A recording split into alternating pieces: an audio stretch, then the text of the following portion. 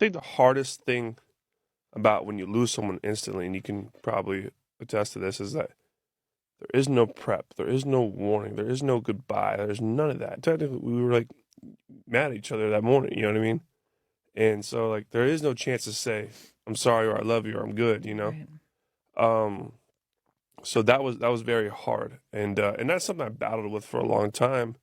Afterwards, was I didn't get to say I love you. It ended with a call of like us not being her being pissed off at me or whatever, you know. And what I learned though, and like it took me hearing it from someone else.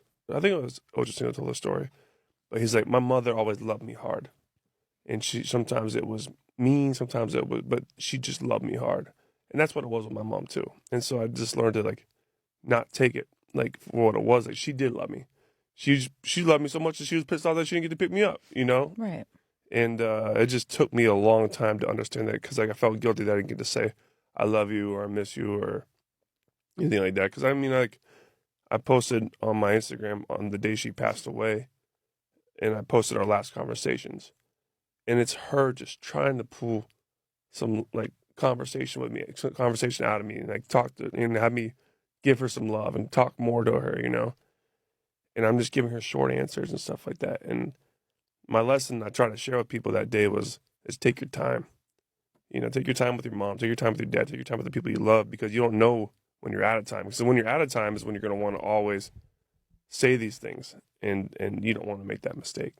Well, thank you for being so open and sharing that, Tyler. I mean, I know I've been there too, where I share these things, and it can take a lot out of you, even every time you go through it, even if you've done it 1,000 times. So I appreciate you doing that because that message will help so many people.